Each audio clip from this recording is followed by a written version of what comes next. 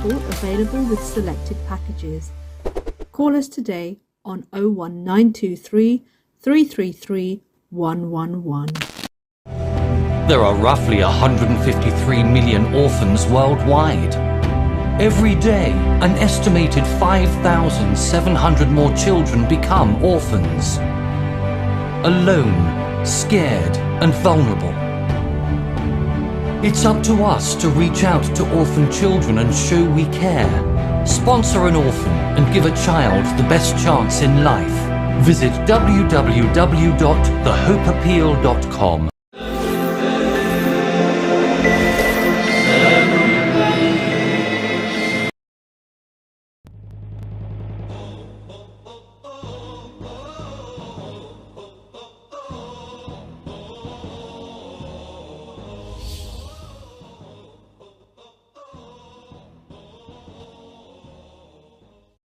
Assalamu alaikum wa rahmatullahi wa barakatuh. Welcome to Ahlulbayt Live. It's my honor to be your host, Neil Nasser.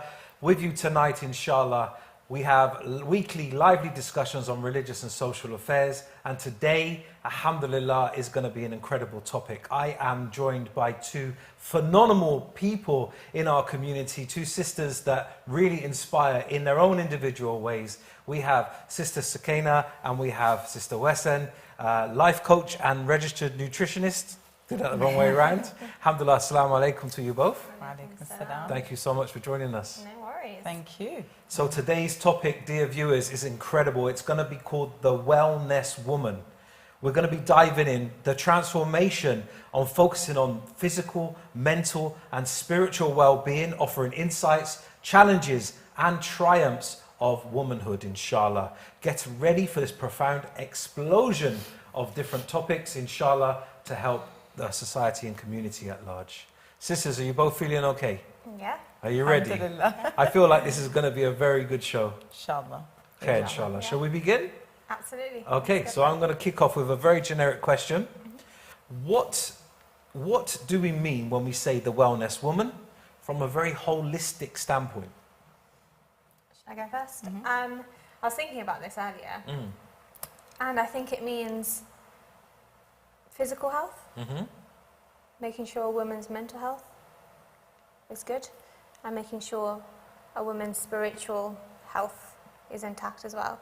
And all of these different elements combined sort of brings out that wellness woman and optimizes that wellness woman. And they all are interlinked. If, for example, your physical and your mental health is not intact, that will have an effect on your spiritual health. And yeah, I just think they're all very much interconnected. Definitely. That's the right word to use, really. Yeah. People tend to compartmentalize these things. That physical is one entity, spiritual is a completely different, mental, psychological, emotional, that's as well another element, but they are so interconnected. In fact, if one isn't behaving well, then the others get affected. You can try and focus so much on one, and people think, and that's why, you know, there's issues, because people just put either all their energy, all their time, all their focus on one, and they think, okay, this isn't working for me. Maybe it's because the other entities are not working side by side. So kind of they work in conjunction with each other. There needs to be that balance, I guess. And if you're focusing too much, putting too much energy and focus into one area, then something else is dropping. It's like the chakras of the body. You know, when there's a blockage in the chakra, the energy flow isn't right. You get pains and etc., etc.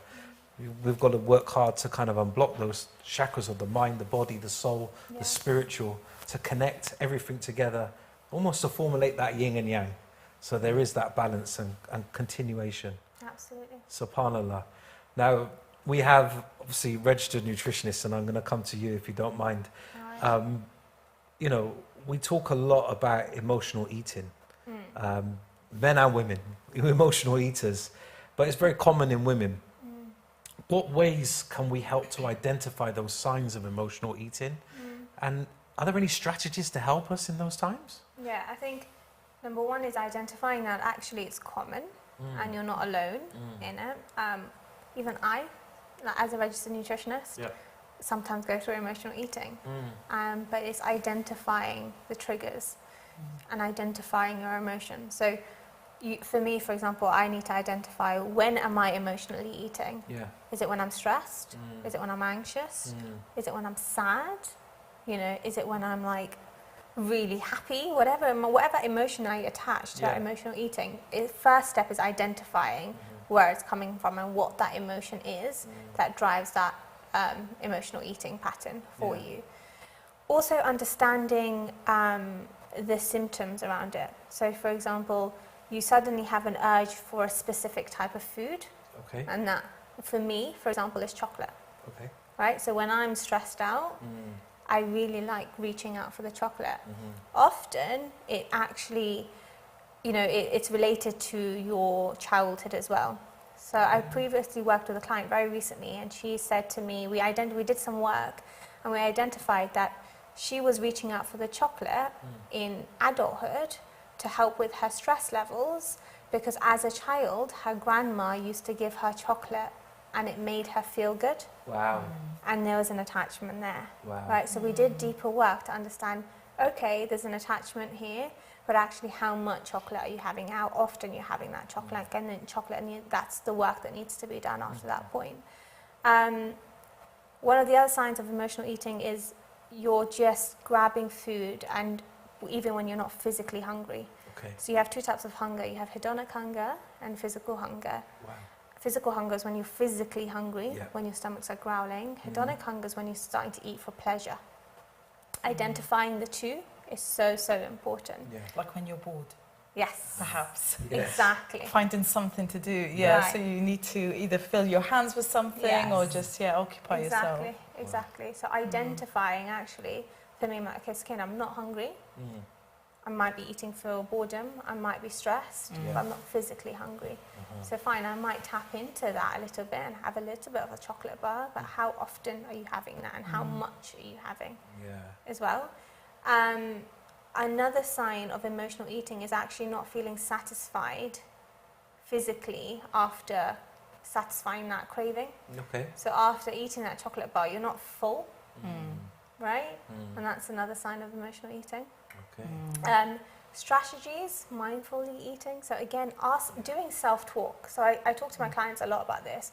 Ask yourself, Sakina, okay, fine, I might be stressed out. How much of this chocolate bar do I need? Right? Do I need the whole thing? Do I need half a bar? Will I feel okay with half a bar? Should I snap some off? Giving yourself some self-talk and understanding where that trigger is coming from. That's number one. Number two is keeping a food and emotion journal. So, for example, writing down when you're emotionally eating, how you're feeling at the time, where you're craving that chocolate bar. Is it sadness? Is it happiness? Is it stress? And actually identifying where those triggers are coming from. And it's then you can see the patterns and then start working on that. Number three is having non-food related strategies in place. So, for example, when you're about to go for that chocolate bar because you're stressed, try going for a walk instead. Or try to read a book. So replacing... Or drinking water. Or drinking water. Exactly. Because I sometimes... find that helps, because sometimes we identify, hunger. We think we're hungry, but it's not hunger, it's thirst. So actually maybe drinking water, going for a walk, reading a book, doing non-related, food-related stuff to sort of divert your attention. And also sleep. So really important to make sure you're getting enough sleep, because then the next day you might feel really tired. Emotions are very, very high, and that also drives emotional eating. That's a big factor, I think, sleep. But can I just touch on something you said about the journal in particular? And you mentioned that word balance, and I think we'll use a lot of that word balance throughout the conversation. Journaling and question yourself about how much I've had. Does this not go too far? Do we need to really over-stress about this? Yeah, it depends on where you are in your journey and how far it's become an issue. So, for example, certain strategies will help. Certain people, for example, just replacing food with something else. But some people really need to do that deeper work to actually understand where the triggers are coming from. Before, they won't be able to identify it unless they do that deeper work and highlight the issue and see their patterns. So these are like different strategies, and you can try different things. It's not a one-size-fits-all approach.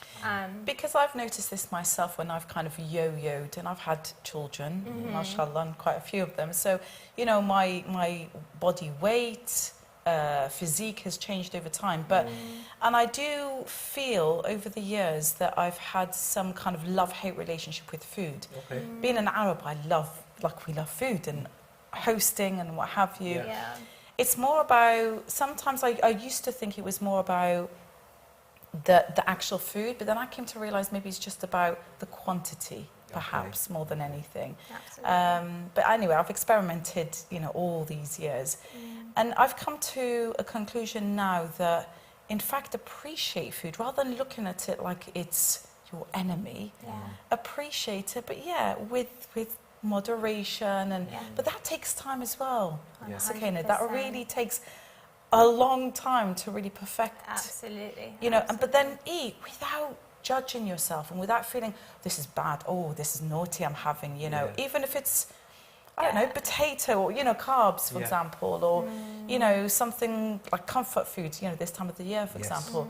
We need to, I think there needs to be a change around how we, and as Muslims especially, like to appreciate, obviously, this is ni'mah, this is blessing. There you go. Yeah. And obviously, especially with what's going on in the world, are we being too picky sometimes with food that just say alhamdulillah, but then obviously don't overindulge and don't but you said mindful eating, you know, really I think to practice that is so important. And you know what? Food is fuel. It nourishes us, but it also makes us feel good. Yeah, it's true. Right? And I don't like labeling food as good and bad, unhealthy and healthy. It's food. Yeah. You know, sugar is not bad for you if you have it in small quantities. It's how much you consume, right?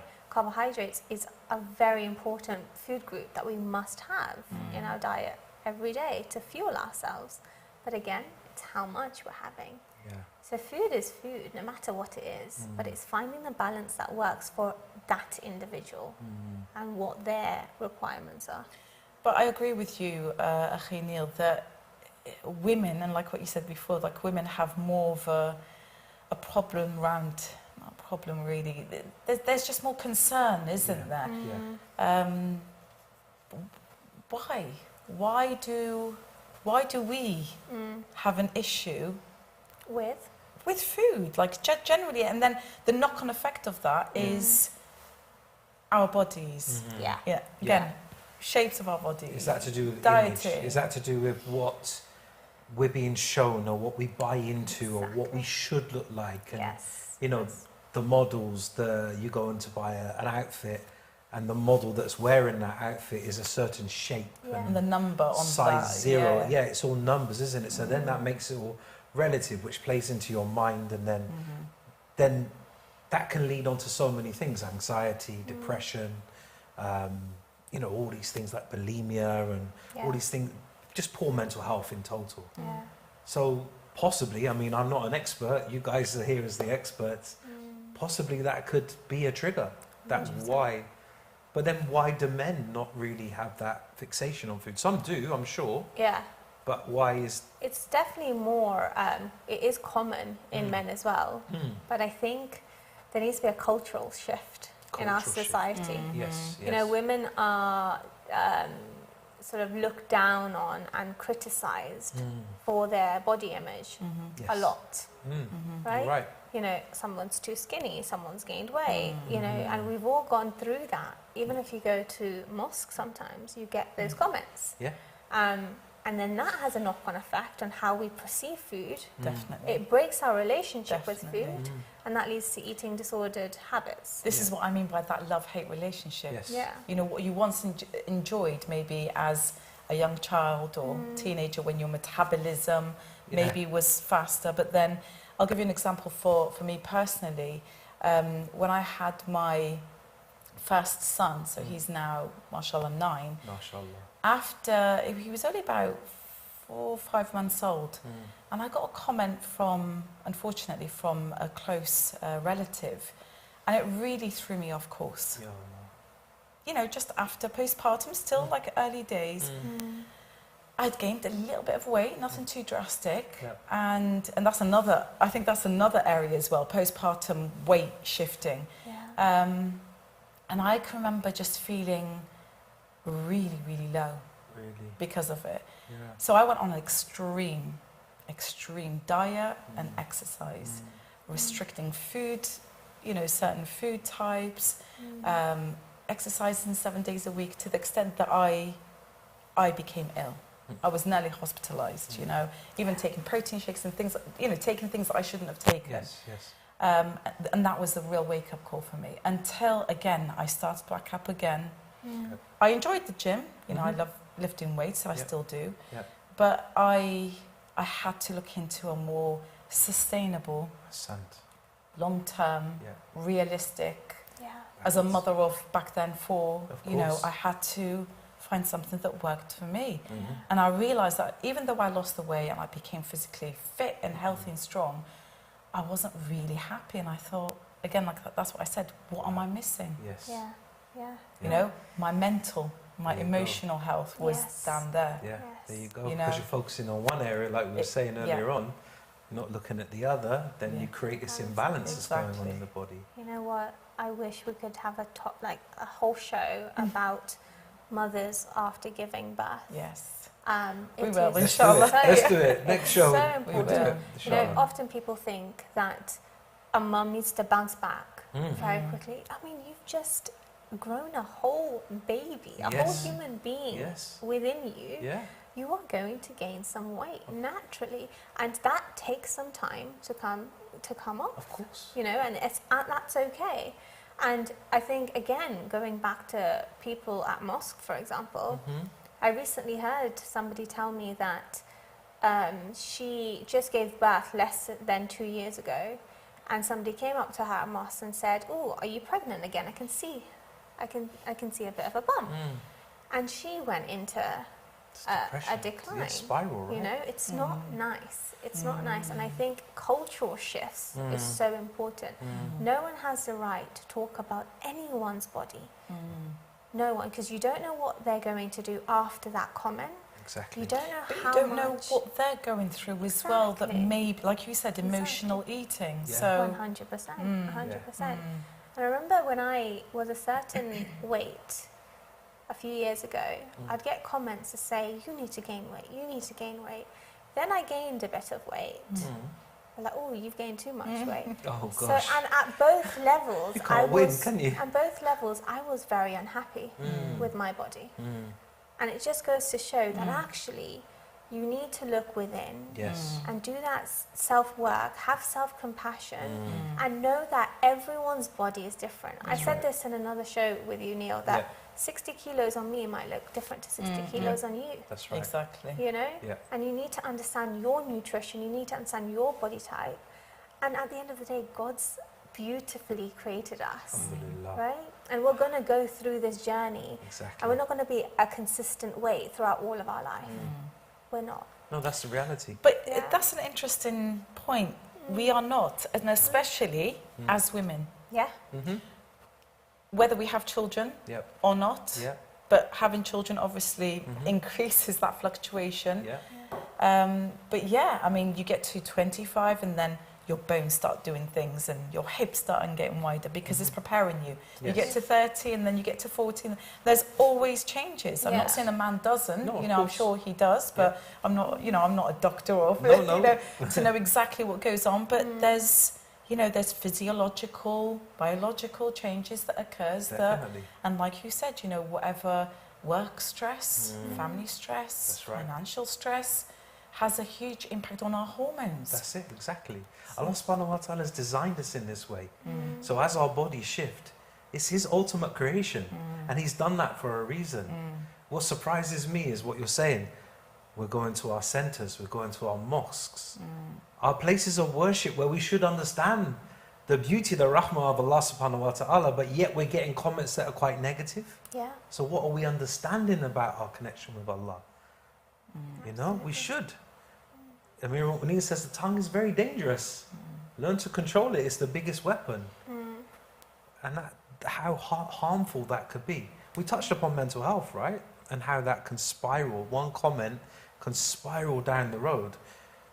These bring on limited and negative behaviors and limited talk, limited mindset about yourself. And I'm sure, you know, as a life coach, you hear this all the time. Stuff that comes from childhood, possibly. We talked about the chocolate that came from childhood. But if you're told from a young age, you're big, you're this, you're that, you believe that. You start having these limited beliefs and that goes on.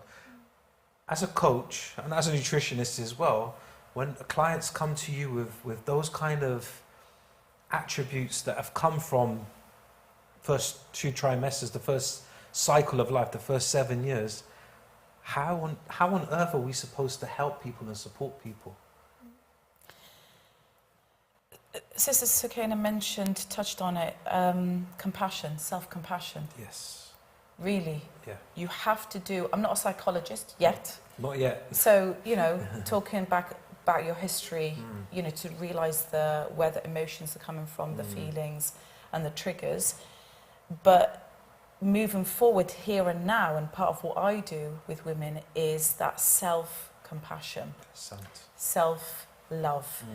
And as cliche, I hate using that word now, sorry, I dislike using that word now because there should be nothing cliche about these things. No. It's in the Quran. Yes. Allah has given it to us. Yes. It's innate within us. Asante. So we should have that self-compassion for ourselves and for other people.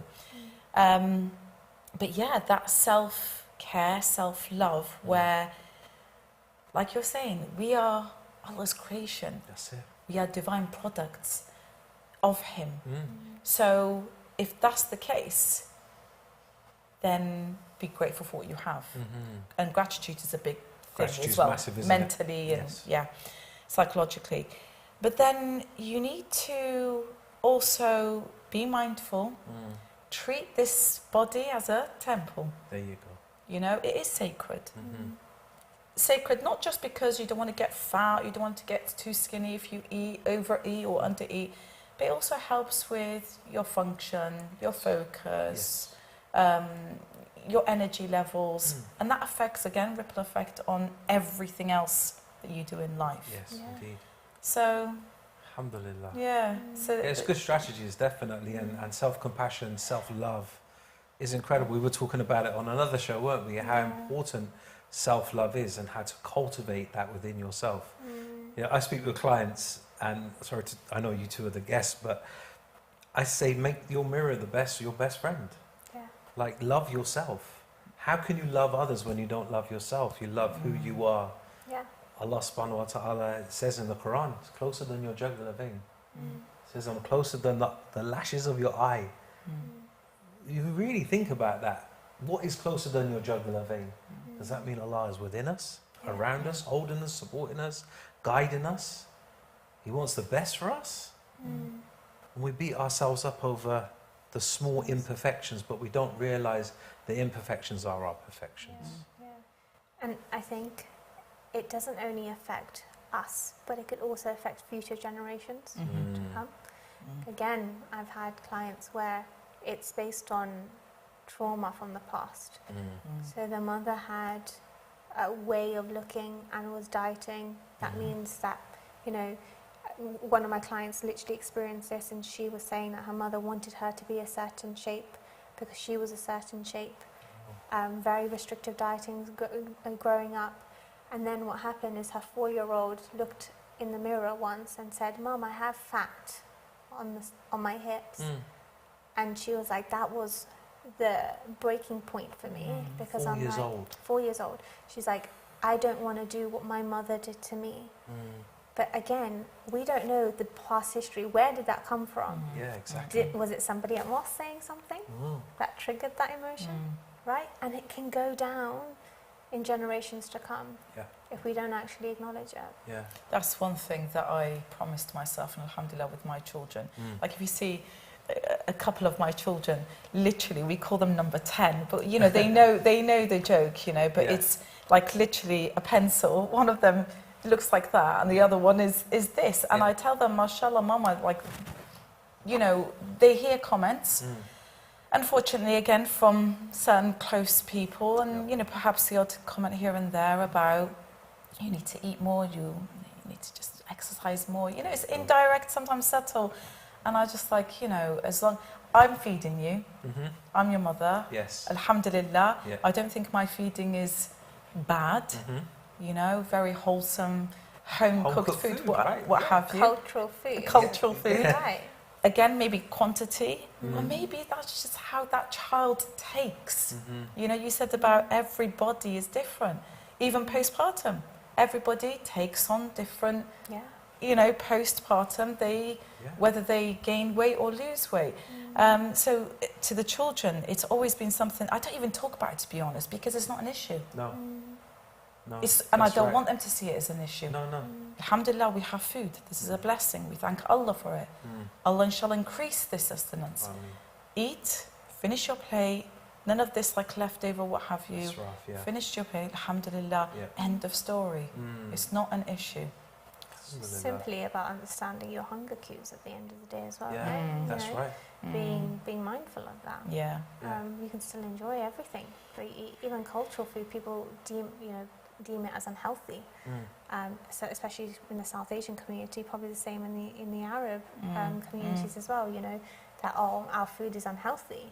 There's small things that you can do to make them healthier. Yeah. It doesn't mean that you have to rely on a chicken breast and broccoli, Yes. you know, to be healthy. That's right. It's not all about salad every day, right? I mean, you can, of course, it's about like incorporating fruits and vegetables, but within your cultural foods, take a curry, for example, add some peas to it. Yeah. You can still enjoy the curry, and you're getting that, you know, the vegetables in. That's right. But it's not just relying on a plain chicken breast with some salad, you know, and a little bit of like unseasoned potatoes, whatever that looks like. You're not going to enjoy your food. If you don't enjoy your food, that healthy diet is not going to be sustainable. Alhamdulillah. You know, I was thinking of you the other day. I'm making porridge on the stove, and I was making the porridge, and I put, you know, just the milk in there, the coconut milk, and I'm like, what else can I put into this? I added a banana, I added some blueberries, I added some chia seeds, some flax seeds to it, and I've learned that from you, you know. And it's just about adding the nutrition into the food itself, and you're right in saying that everyone's body needs something different. And at different times you'll need different things. So understanding if you've just exercised, you might need something that is going to, you know, give you a bit of a banana or something to give you that instant fix. But also, I love what you said about water, because sometimes we're hungry, but we're actually thirsty. And once you drunk the water, I wasn't really hungry in the first place. So it's understanding that burden. You mentioned a very valid point there about the time. And that's something really important for women. And it's something that I've become so much more self-aware in the last, let me figure out my age now, I'd say in the last decade or so, or probably a bit more. I've really started to understand myself, my body. And in regards to the woman's monthly cycle.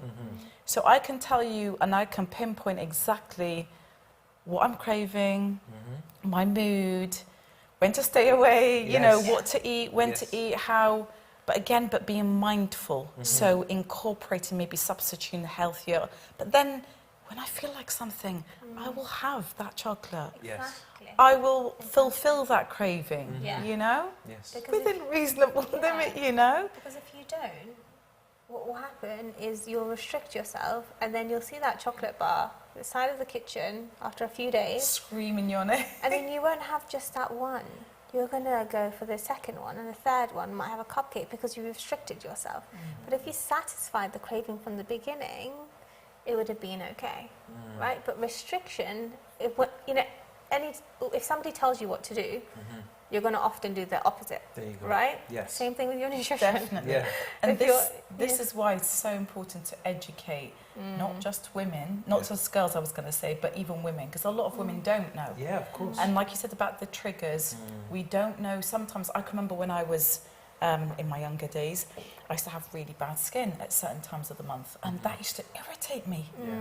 And I used to, you know, snap at the kids or what have you, and then until I realised, of course, it's a certain time of the month. And I'm not talking about, you know, when it's the menstrual cycle. You know, I'm talking about even a week or so before. And understanding what you want to eat, how you behave, why you become introverted perhaps, why you're sad, or when you're energetic, or when you're more confident, you know. And the more we educate our girls and our women, that's what my mission, inshallah, within time, inshallah, that's something that really needs to be addressed. Keeping on this topic of the menstrual cycle, which I think is a really important topic, you said, you know, over the last decade you've come to know your body, and it's a journey of self-discovery for everybody, but talking to our audience and people that may not understand those triggers, may not understand, what kind of advices and strategies can you both give in terms of eating, nutrition, but also behavioural patterns, mood swings and that kind of thing? So let's think of it as 4 phases, I suppose, to break it down into kind of easier chunks. So you have the first phase, and I'll relate it to the seasons. It's quite relevant to this time of the year. So the first day of your menstrual cycle, let's call that, so day 1 to 7, so that's the first week. Think of it as winter. Is it winter or is it? Yeah, it's winter. So you're hibernating and it's cold and you just want to be indoors and comfort food, etc. And women even get shivery during that time, like extra shivery, even in the middle of summer. Wow. Which is incredible, or hot sweats, depending on how old you are, etc. And then you have, so after winter comes spring. So give and take days as well, but this is obviously according to a normal cycle, but a textbook cycle. So 7 to 14, so the second week. This is, as like spring, this is when you suddenly have this burst of energy. You're a lot more confident, you're a lot more productive. And this is something that I talk to my women about, because they think, why am I not being that productive? You're a lot more productive, energetic, happier generally. So good time to approach a woman. Then you have summer, which again is like an extension of that. But some women during the summer period, that's when, after the egg has been released from the ovary, and it's mating season, some women tend to kind of start declining their mood from there. Bloating, again, they want comfort food and things like that as we approach autumn. Which then is your 4th week. Just before your cycle, your menstrual cycle actually starts. And that's autumn, so again, everything starts to shed. Maybe you feel a bit more reserved. I love the season. It's brilliant. It's actually brilliant. I had it in one of my online courses, actually, and that really helped women. So that's probably when you feel like that chocolate, you feel a bit sad, a lot more emotional eating perhaps as well. So it all has an impact, a bit more irritable perhaps. So, and helping, and we talk about the education, educating people, your husband, your father, your brother, your colleagues. That's what I was going to ask, actually. You know, talking about it in the family group, you have to. It's not a taboo subject. It shouldn't be. Because I was brought up with my mother and my sister, and it was very vocal in our house that this was going to happen and I should prepare myself for it as the only man in the house. But, you know, I understand from speaking to my brothers that it's a taboo subject. Culturally. Culturally. Like Absolutely, exactly. And I think we need to be more educated and educate our men that it's okay to talk about these things and support your women and understand what the women in your family are going through. And from a nutrition perspective, there's so much that you can do as well. So, for example, like you said, was it the autumn phase when you start getting the cravings just before you get your period? There is increased hormones. Okay.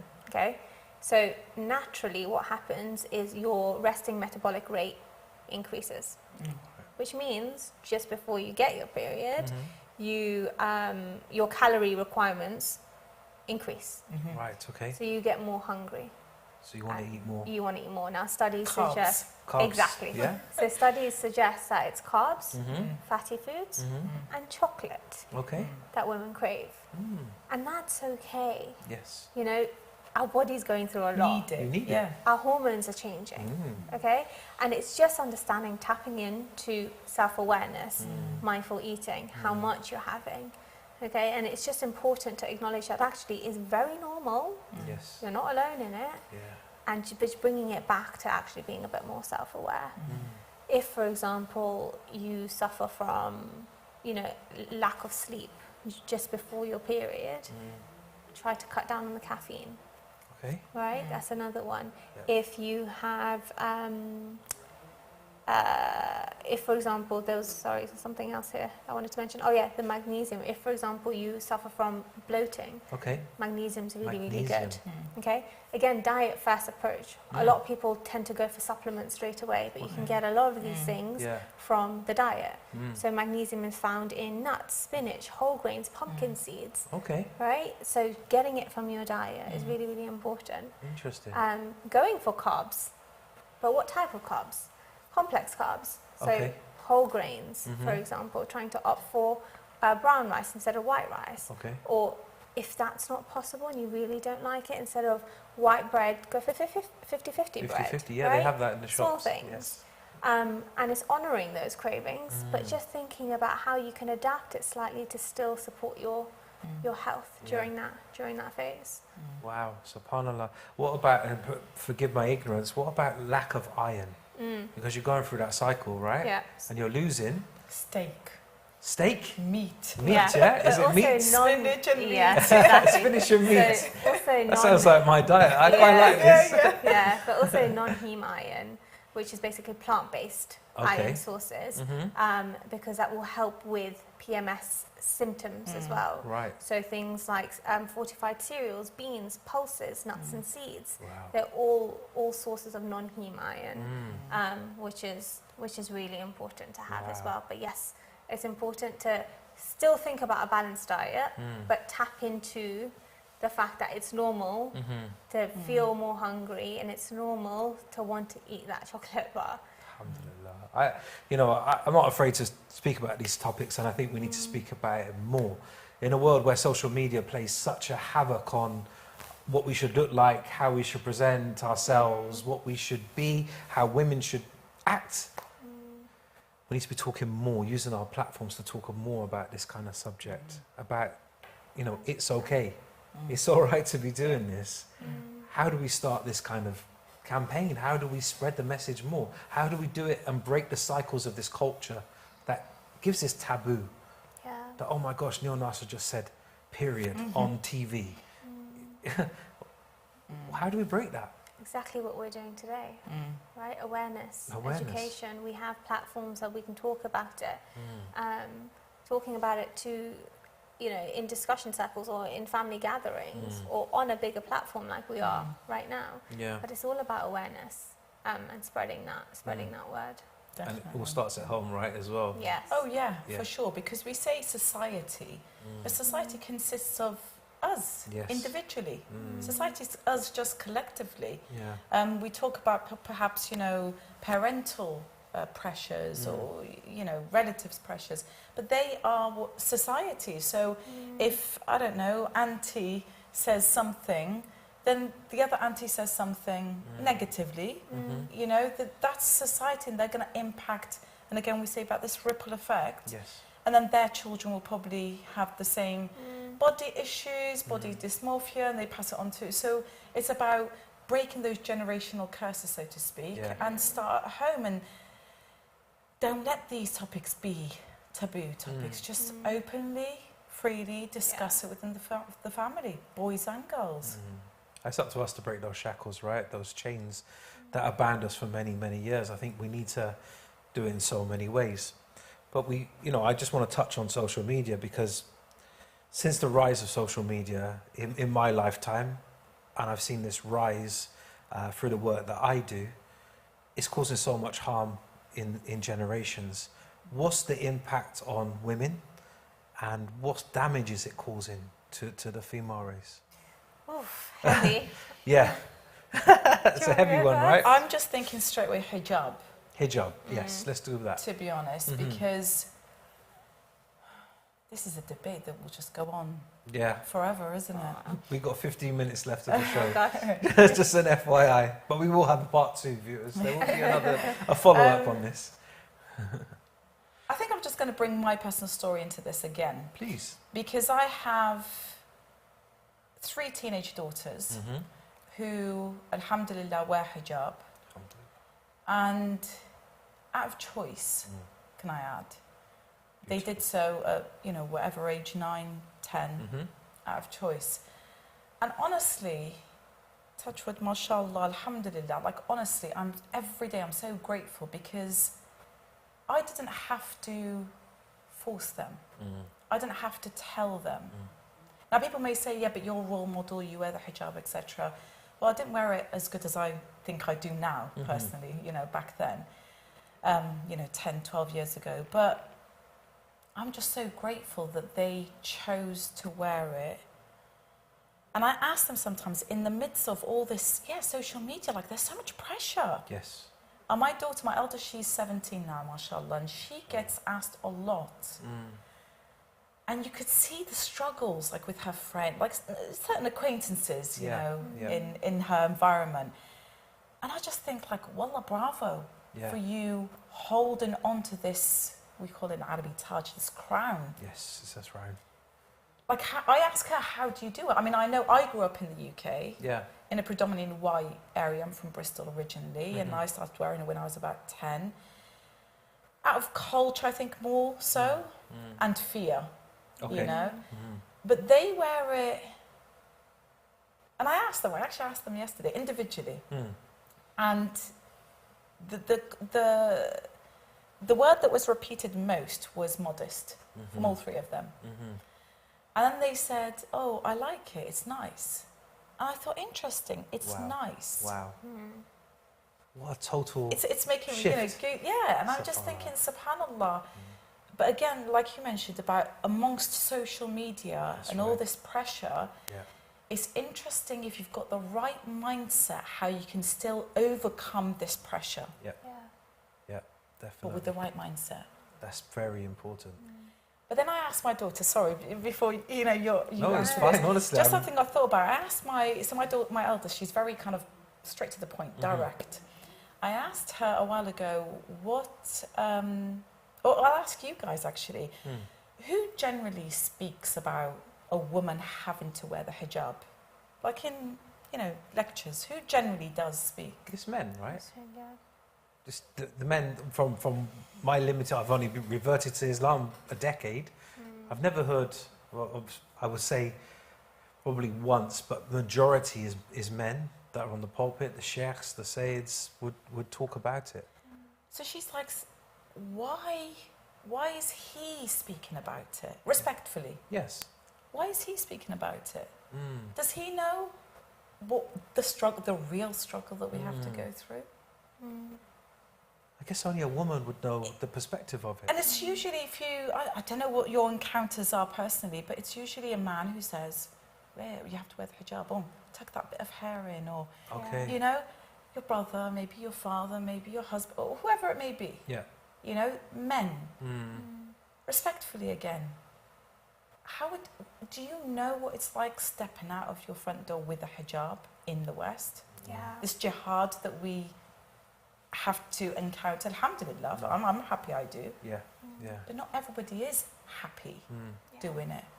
It is a real struggle. Yes. We need to talk, again, education. Yeah.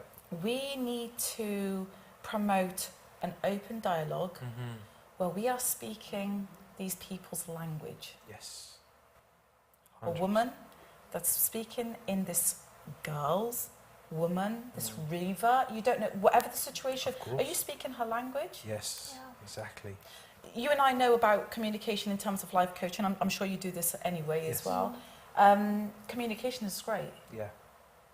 But إذا أنا أتكلم باللغة العربية تفهموني, if I speak to you in Arabic, did you understand what I just said? No, I understood the word Arabic. That's it's communication. Yeah, it's communication. But are they understanding? Are they getting it? Or are we just like hitting our heads against the wall? Yeah. Yeah. It needs to be in their language, from their perspective, with their struggles.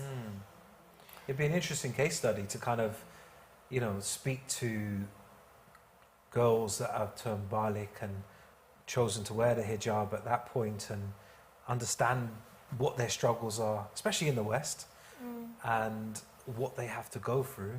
But then role models like you two, subhanAllah, like two amazing sisters that respect the hijab, and the way you wear the hijab is phenomenal. I would never, you asked me the question, like, do I know what it's like? No, I don't. You know, I came to the religion and I've made massive changes to my life. Of course, the religion has so many kind of ways of being, your akhlaq, your behavior, the male hijab looking down, eating halal food, you know, all these things, is learning how to pray, reciting Quran, all of this is phenomenal, but no. And I would never have to go through this, you know, wearing the scarf, wearing the abaya. Of course, I cover up and try to do as much as I can. I'm not sort of, you know, walking around with the muscle vest on anymore. But it almost feels like a tick box exercise sometimes, right? And I love how you said, you know, you see us as, you know, role models, but I'm very much happy and open to say that I am not where I want to be with my hijab, and it's a constant progress, right? And bringing that element of human into it, that actually, to a certain degree, we all struggle with hijab in different areas of our life and different stages of our life. But one thing that you shouldn't do, you know, when you said, thinking about the mindset around hijab, bringing that positivity and that positive connection with hijab is so important. Because often we look at someone and say, okay, fine, she has a scarf on her head, but she's wearing tight clothes. okay, Or a little bit of her hair is showing, or her she's rolled up her sleeves, whatever that might look like. yes, You don't know what you're doing to that girl in terms of bringing her down. She might be on her own journey, and she might be trying her best with her hijab at that time, and it's you know, progressing as time goes by. yes, Your comments could really bring a girl down with her hijab and make her go on the opposite direction, which brings a very negative association of hijab that can go into adulthood. You know, as a woman. of course. And it's really important to make sure that we are bringing a positive light to hijab. And, you know, with your girls, for example, they're very happy with wearing the hijab because they have that positive association with it. But not a lot of people, so many, it's very common not to have that positive association because of cultural norms, because of how we've been brought up, that this is a tick box exercise. You must wear hijab in this way. Hijab's not just physical hijab. Somebody might physically wear the hijab, but they're not a very nice person. What happens then? Yeah, exactly. Right? So I think just alleviating that pressure, still installing, you know, positive ways to encourage wearing the hijab, but it being done in a very subtle, soft way. You have to, and this is what I mean about the language, you know, that you use is very relevant and relatable depending on the demographic that you're speaking to. But like you say, rightly so, that girls, women like ourselves should speak more openly about these topics and our personal experiences. I do have a video on my YouTube channel that talks specifically about the hijab and how I thought it would limit me in terms of work and marriage and what have you. So yeah, again, just having that open dialogue with the struggles. You know, like you're saying, the tick box.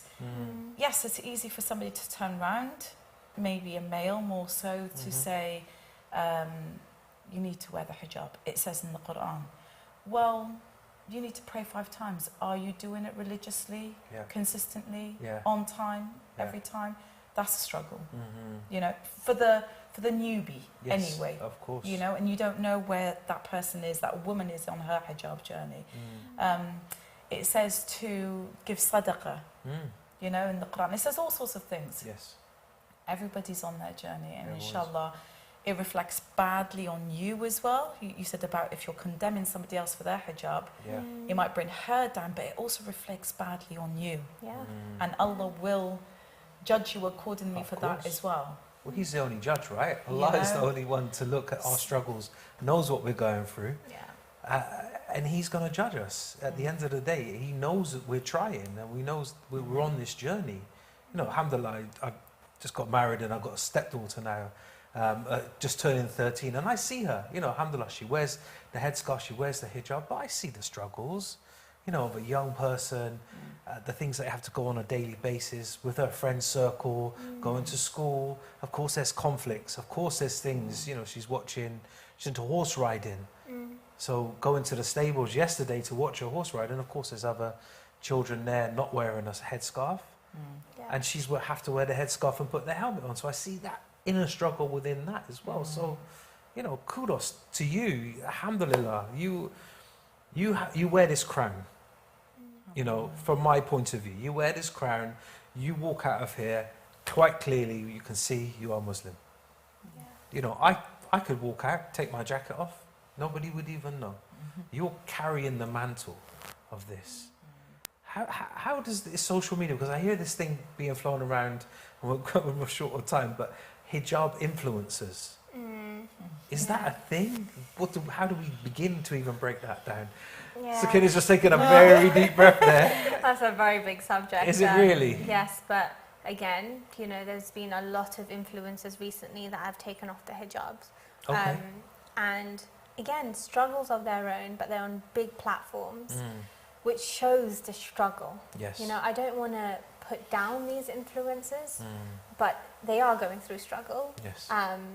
For whatever reason, but they are also influencing a whole lot of other people and young women and girls out there. And this is where the correct mindset comes in. If you have a good relationship, we talk about relationship with food, but what's your relationship with hijab like, right? Yeah. If you have a good, or you know, you're working on a good relationship with your hijab, anything else won't hinder that, right? But yes, unfortunately there is, but there's also influencers out there that, I know one in particular, she is trying the hijab on, and sometimes she comes on stories without it, sometimes she's with it on. She's explaining her journey. She's getting hate for that as well, but like, why are you putting it on for some days and not the others? She's like, I'm just trying to find my feet with it. Yes. But that's her journey. Yes. Right? So it depends on who you follow. Really, really important to make sure that when you're on social media, from a hijab perspective, from a nutrition perspective even, you're not looking at idolizing certain people that will bring you down from a hijab point of view, a nutrition point of view, where you're looking at this person like, I want to look like that. Because filters are a big thing. Oh yeah. Huge thing. Yes. You know, everyone gets a spot and it's normal. Everyone doesn't look as slim as they potentially look like on Instagram. Yes. Because Photoshop again is a real thing, and people will put their best lives on social media. Yes, definitely. And we have to remember that. Yeah, I mean, behind that mirror of social media, I know of a lot of cases where people are actually depressed, anxiety, OCD, you know, so many mental health illnesses. And unfortunately, I've read a story of somebody that was quite an influencer online, and they committed suicide. But if you looked at their online presence, they were living their best life. So we can't believe everything that's being shown in the media, especially nowadays with what's going on in the world. We need to be really understand what's being presented to us in the best possible light. But like you said, the relationship is not with social media, not what we're being shown. The relationship is with self. Absolutely. And that's where it all starts. That's the journey of 1,000 miles. Yeah. It starts where? Within you. Within you, that first step, within that first step. Sisters, this hour has just flown by. I really can't believe it. It's flown by. We have literally touched the iceberg of this, tip of the iceberg. Before we end, can I invite you back on to continue this topic in the future? Inshallah. Because I think it's an amazing, and thank you for joining on this show, because, it's good to speak about this kind of stuff. And, I can't thank you enough, and I'm sure the viewers can't, for actually tackling these subjects head on. It's so important. From my perspective, coming to the religion, this beautiful religion, Islam came to give rights to women. Pre-Islam, when I watched the message in my first year of Ramadan, I remember sitting there with my cousin. state of Jahiliyyah, they were burying young babies alive, young female babies alive. Yeah. But what do we do 1400 years later? We've got to ask ourselves that question. Do we understand our partners, our wives, our sisters, our mothers, our female, our role models? They say, and I'm quoting Michelle Obama and Barack Obama here, behind every strong man is a strong woman. Why can't it be the reverse? Yeah, yeah. It's beautiful. I just want to, last couple of minutes, your closing thoughts for this part of the show, because we will return for more, inshallah. Sister. Just give us a bit of a break. Give us a bit of a break. Like Raise your fist in the air. There is a lot of social, cultural pressures as a woman in all stages of her life. When you know, you are in early adulthood, there's a pressure of getting married. Then there's the pressure of having kids. Then there's the pressure of having another kid. Then grandmums get the pressure of when is your child having a kid. You know, there's, as a woman in all stages of your life, you're going to get pressure. Yes. And it's not okay. And I think we need to understand, to woman by woman, giving ourselves a break between us, and also men understanding us a little bit more as well. Definitely. That's a lovely way to end. Thank you so much. I think just 2 words, that's self-compassion. Self-compassion, Honestly, just you, and look within yourself, like you mentioned, the Imam Ali's quote of it's all within you. Yeah. And the woman, honestly, she is, I mean, half the population, but a woman, you know, plays a significant role. Of course. In this dunya, you know, in this life. So show yourself some love, because you're an important member of society, in whatever position you are. So, yeah. Amazing. What a great way to end today's show. Once again, thank you so much for joining. I've learned so much, and, you know, I salute all mothers and all women out there for everything they've gone through, especially my mum. God bless her. Inshallah, you know, she raised 2 children on her own, and she did an amazing job, and I can't thank her enough. And thank you to both of you, inshallah. Thank you for having us on. Thanks. We'll see you again for part 2, inshallah, very soon. Thank you so much. Dear viewers, thank you so much for watching and tuning in. It's been a really insightful show. And as we said, just part 1 of this topic. We will be coming back with more topics and discussions on Wellness Woman, inshallah ta'ala, with these incredible guests. Do tune in next week. We'll be here, same time, same place, when we have guests to talk about the upcoming Muslim convention, which is happening on November the 18th in Coventry. So tune in then, inshallah. We'd love to see you. Assalamu alaikum wa rahmatullahi wa barakatuh.